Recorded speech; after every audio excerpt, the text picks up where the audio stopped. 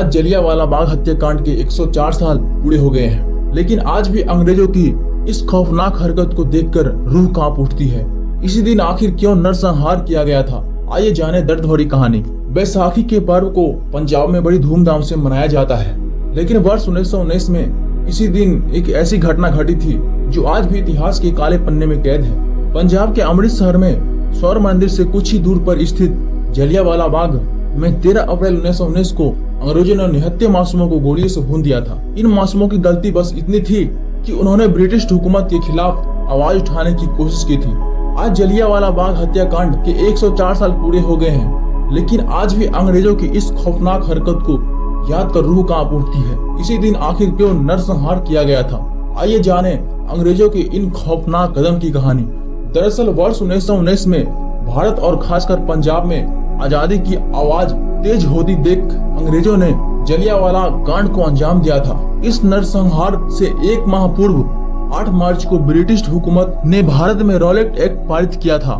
Rowlatt act के तहत British सरकार भारतीयों की आवाज को दबाने की कोशिश की थी।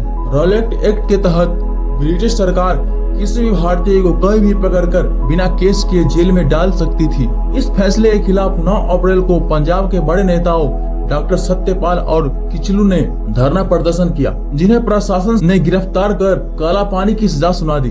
10 अप्रैल को नेताओं की गिरफ्तारी का पंजाब में बड़े स्तर पर विरोध हुआ। प्रदर्शन को खत्म कराने के लिए ब्रिटिश सरकार ने मार्शल लॉ लगा दिया। इस कानून के जरिए लोगों को इकट्ठा होने से रोका गया था। पंजाब में मार्शल लॉ लग चुका था, लेकिन 13 अप्रैल को हर साल जलियांवाला बाग में बैसाखी दिन मेला लगता था और हजारों लोग वहां जमा होते थे। इसी दिन भी ऐसा ही हुआ था, हजारों लोग बच्चे के साथ मेला देखने पहुंचे थे।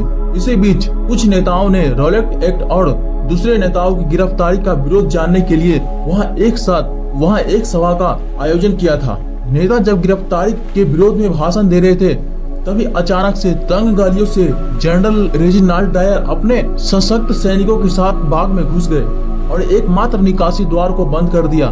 डायर ने घुसते ही सैनिकों को लोगों पर गोली चलाने का आदेश दे दिया। हजारों लोगों का कत्लेआम शुरू हो गया और बाहर निकलने का कोई रास्ता नहीं बचा था। अंग्रेजी सैनिकों ने चाहे कोई बड़ा हो या बच्चा, किसी को भी नहीं छोड़ा।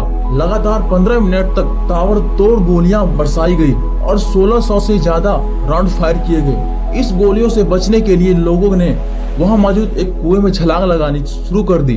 कुआं इतना गहरा था कि कोई बच न सका। देखते ही देखते कुएं में भी लाश ढेर लग गई। जलियांवाला बाग हत्याकांड में सैकड़ों लोगों की जान गई थी, लेकिन उसका असल आंकड़ा आज तक नहीं पता लगा सका।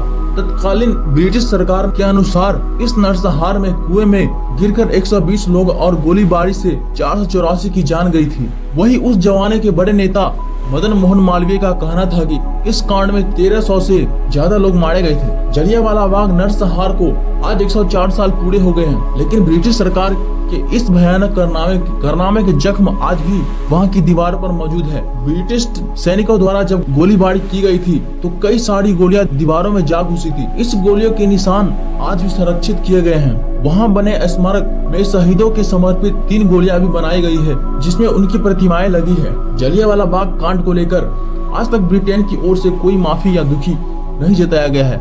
हालांकि 1997 में भारत दौरे पर आई महारानी एलिजाबेथ द्वितीय ने इस कांड को विचलित करने वाला बताए हुए दुख जताया था। दरअसल महारानी खुद जलियांवाला बाग स्मारक पहुंची थी और उन्होंने पीड़ितों को श्रद्धांजलि दी थी। दोस्तों, हमें आशा है कि ये कहानी आपको अच्छा लगा होगा, तो कृपया करके आप इसे अपने दोस्त के पास जरूर शेयर करें।